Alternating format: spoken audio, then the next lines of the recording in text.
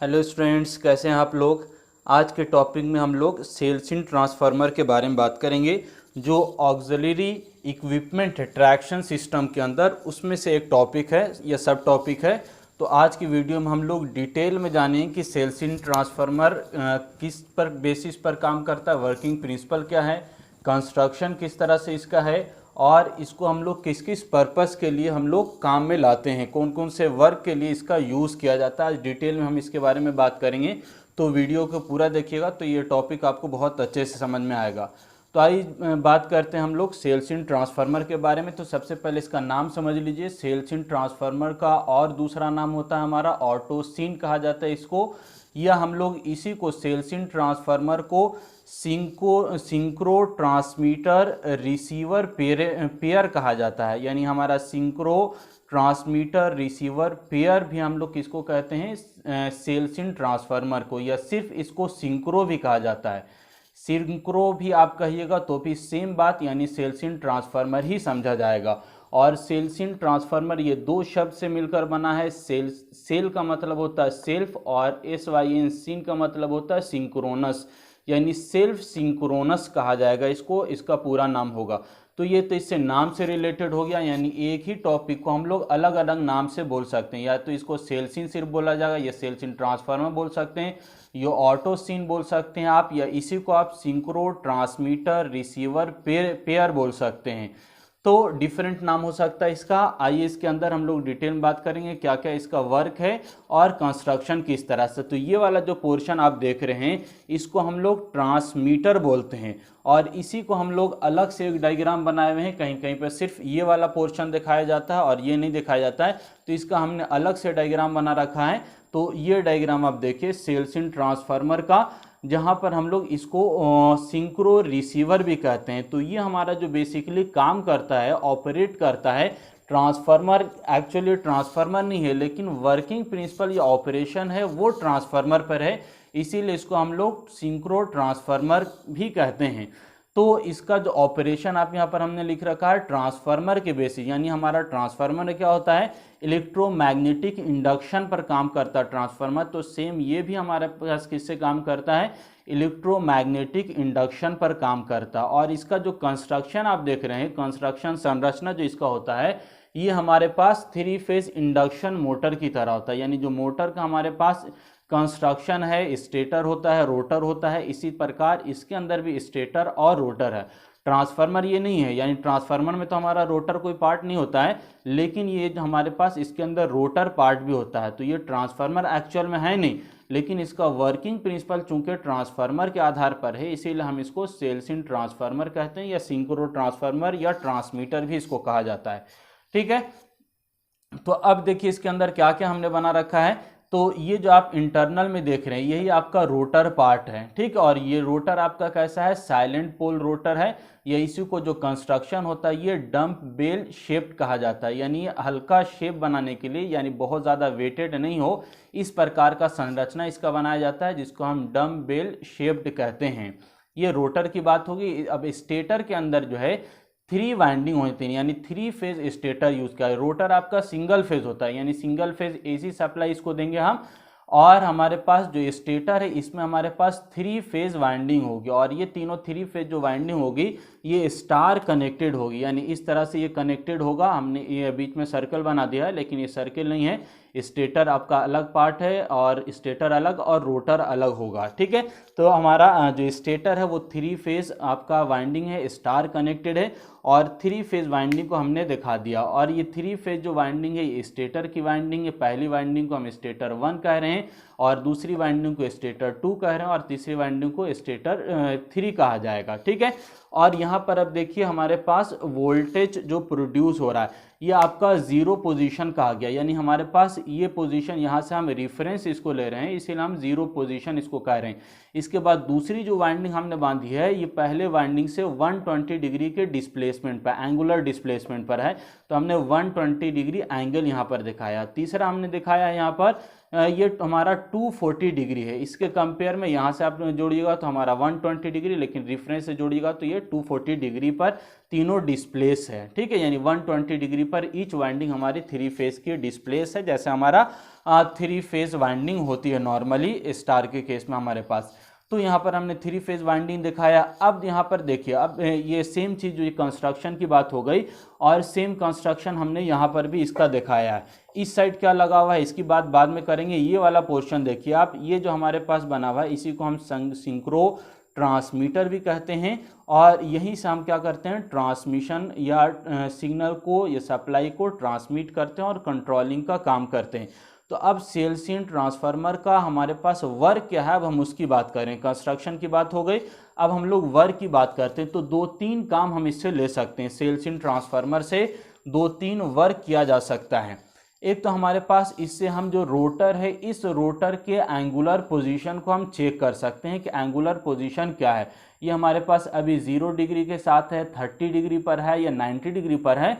ये रोटर के पोजीशन को हम सेल्सियन ट्रांसफार्मर की सहायता से हम चेक कर सकते हैं। ये पहला काम। दूसरा काम हम क्या कर सकते हैं, दूसरा काम हम कर सकते हैं कि हम इस ट्रांसफार्मर या इस ट्रांसमीटर की सहायता से किसी दूसरे इक्विपमेंट को या हमारे पास शाफ्ट को या रोटर की स्पीड को हम कंट्रोल कर सकते हैं। ये दूसरा काम। तीसरा काम क्या कर सकते हैं हम, तीसरा काम किसी भी रोटर के पोजीशन को चेक कर सकते हैं और पोजीशन के अंदर हमारा कुछ डिफ्लेक्शन है, अपनी जगह से हटा हुआ है क्या, उसको भी चेक कर सकते हैं, यानी एरर को डिटेक्ट कर सकते हैं। तो 3 काम हमने बताया। पहला हमारे पास जो हमारा ट्रांसमीटर है या जिसको हम सेल्सियन ट्रांसफार्मर कह रहे हैं, इसके अंदर हमारे पास रोटर की पोजीशन क्या है, एंगुलर पोजीशन क्या है, वो चेक कर सकते हैं। दूसरा, इसकी सहायता से किसी दूसरे रोटेटिंग डिवाइस को हम कंट्रोल कर सकते हैं। और तीसरा, हमारे पास किसी दूसरे रोटेटिंग डिवाइस का जो शाफ्ट है या रोटर है वो अपनी पोजीशन पर है या नहीं है, यानी इस पोजीशन में कुछ एरर है या नहीं है, तो उस एरर को भी हम चेक कर सकते हैं। तो एक एक करके सबके बारे में अब बात करेंगे हम। तो पहला वाला देखिए कि हम लोग रोटर के पोजीशन को किस तरह से चेक कर रहे हैं।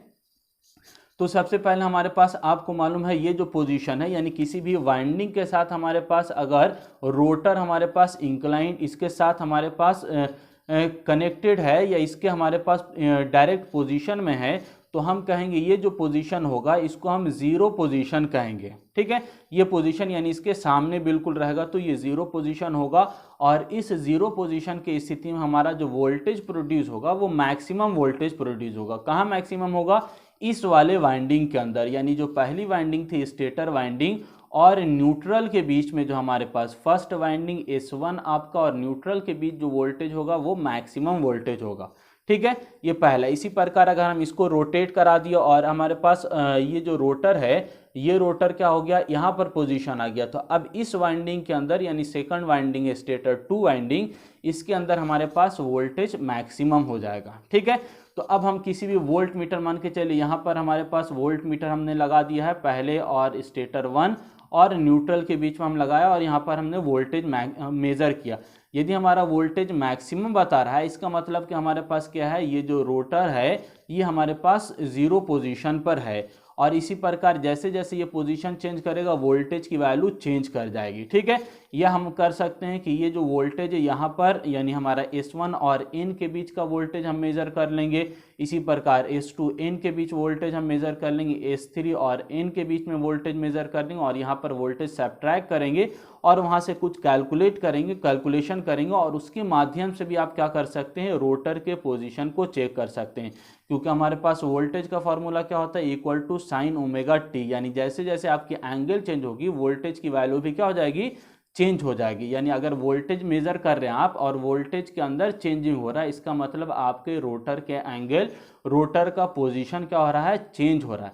तो पहला चीज़ आप क्या कर सकते हैं, इसकी सहायता से आप रोटर के पोजीशन जो चेंज हो रहा है, कितना एंगल चेंज हो रहा है, उस वैल्यू को आप कैलकुलेट कर सकते हैं। ठीक है, तो ये फर्स्ट चीज़ हो गया, लेकिन ये बहुत ज़्यादा हमारे पास इंपॉर्टेंट नहीं है ट्रैक्शन के लिए। ट्रैक्शन में क्या इंपॉर्टेंट है, अब उसकी बात करें, ज़्यादा फोकस यहाँ पर करना हम लोग को। तो ट्रैक्शन सिस्टम के अंदर जो हम काम करते हैं वो कंट्रोलिंग के लिए हम करते हैं, यानी सिस्टम को किस तरह से या दूसरे इक्विपमेंट को किस तरह से हम कंट्रोल करेंगे। तो फिर से यहाँ पर आप देखिएगा, एक बार डायग्राम सही से देख लीजिए।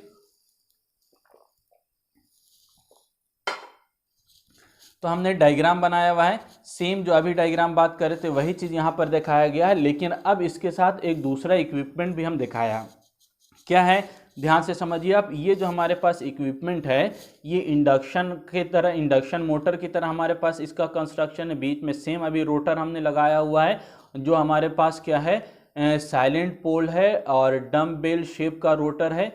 और इसमें हम लोग क्या करते हैं, सिंगल फेज सप्लाई देते हैं। जैसे सिंगल फेज सप्लाई दिया तो अब यहाँ पर हम लोग सिंगल फेज सप्लाई देंगे, इंडक्शन का काम होगा और यहाँ पर हमारे पास वोल्टेज प्रोड्यूस होगा।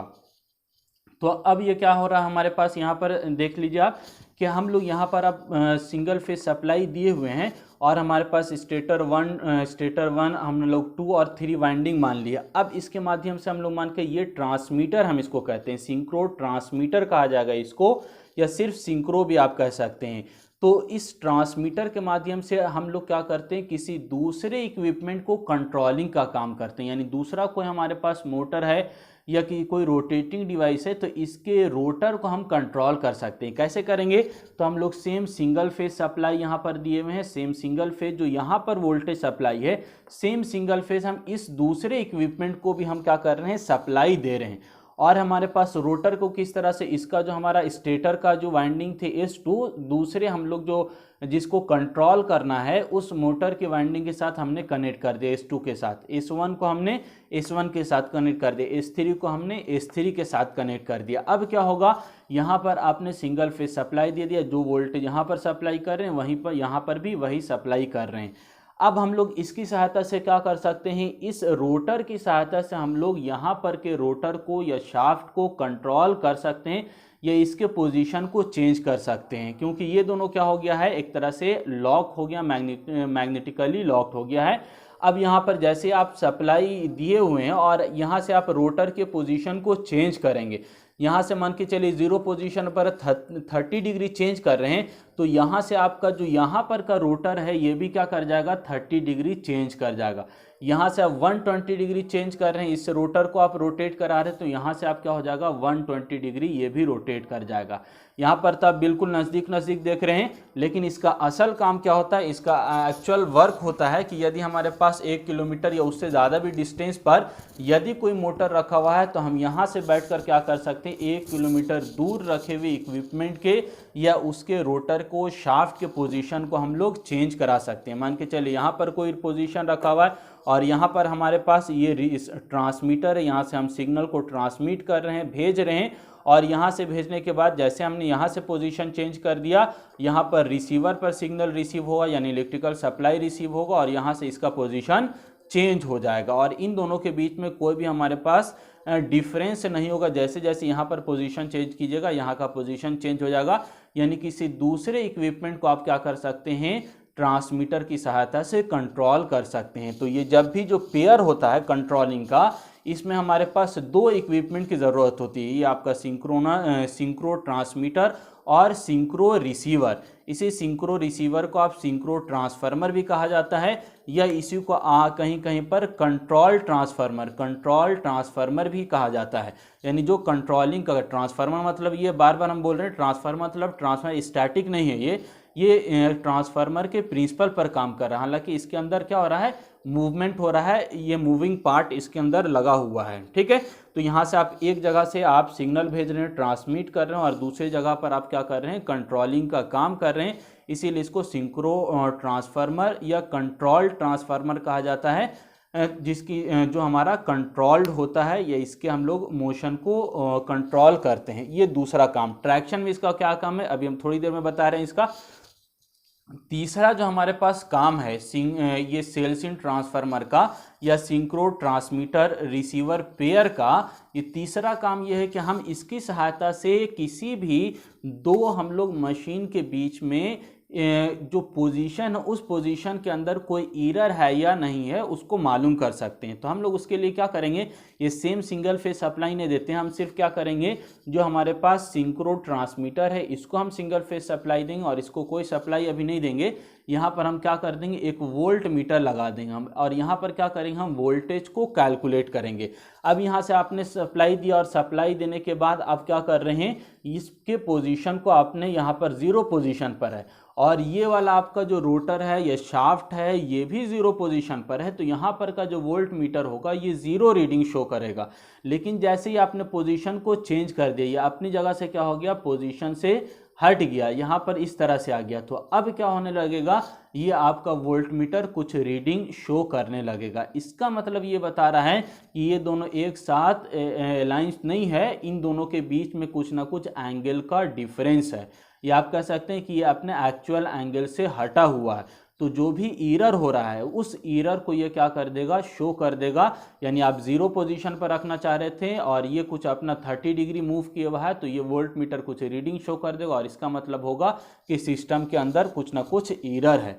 और ये आपका यहाँ पर हम मान के चलिए ये 30 डिग्री, ये भी 30 डिग्री पर है और ये भी 30 डिग्री पर है, तो इसका मतलब ये जीरो पोजीशन पर शो करेगा, यानी जीरो रीडिंग शो करेगा। और इसका मतलब होगा कि अब इसके अंदर कोई एरर नहीं है, यानी जहाँ पर हम चाह रहे थे डिटरमाइन वैल्यू, वहीं पर ये क्या है, अपना पोजीशन मैकेनिकल पोजीशन पर है, इसके अंदर कोई एरर नहीं है। तो हम लोग पोजीशन का जो हमारा पोजीशन है उस पोजीशन के हमारे अकॉर्डिंग अगर है तो ये ओके है। अगर हमारा जो जितना हम भेज रहे हैं उसके अलावा किसी दूसरे पोजीशन पर ये चला जाता है तो ये एक तरह का एरर शो करता है। तो हम लोग इस सेल्स इन ट्रांसफार्मर को कंट्रोलिंग पर्पस के लिए या एरर को शो करने के लिए, एरर को डिटेक्ट करने के लिए भी हम लोग एरर को मालूम करने के लिए इसका यूज़ करते हैं। लेकिन मेन जो हम लोग को ट्रैक्शन सिस्टम के अंदर पढ़ना है, यानी ऑक्सिलरी ट्रांसफार्मर, ऑक्सिलरी हमारा जो इक्विपमेंट था लोकोमोटिव के अंदर, उसके अंदर हमको ये सेल्स इन ट्रांसफार्मर पढ़ना है।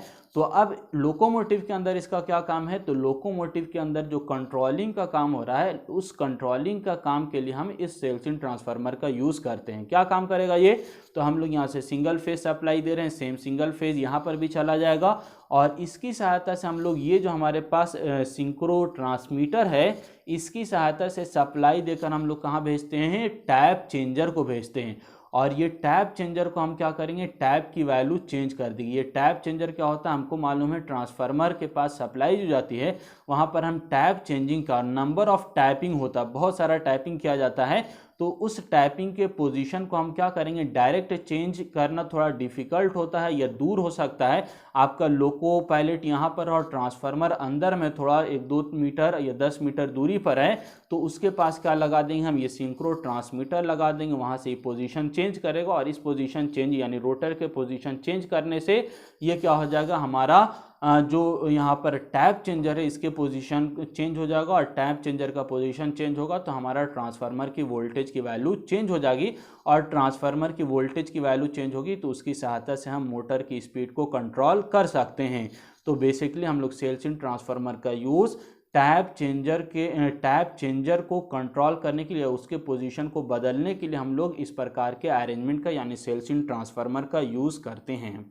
आई होप आपको ये वीडियो पसंद आया होगा। एक मिनट, ये हमारे पास ट्रांसड्यूसर भी इसको कहा जाता है, यानी ये जो हमारे पास है सिस्टम, इसको ट्रांसड्यूसर भी हम लोग कहते हैं, क्योंकि ये ट्रांसड्यूसर का मतलब क्या होता है, किसी भी सिग्नल को हमारा इलेक्ट्रिकल सिग्नल में चेंज कर दे। यानी आप यहाँ से मैकेनिकल पोजीशन चेंज कर रहे हैं और एरर वाले केस में हमारा क्या हो रहा था, यहाँ पर वोल्टेज शो करने लगा रहा था, यानी इलेक्ट्रिकल सिग्नल में चेंज कर रहा है, तो इसीलिए आप इसको सिंक्रो ट्रांसड्यूसर भी कहते हैं। ठीक है, यानी हमारे पास मैकेनिकल सिग्नल को इलेक्ट्रिकल सिग्नल के अंदर भी कन्वर्ट कर सकता है। आई होप आपको ये वीडियो समझ में आया होगा। हमारे चैनल पर नए हैं तो इसको सब्सक्राइब कीजिए, वीडियो को लाइक कीजिए एंड अपने फ्रेंड को शेयर कीजिए। Thank you.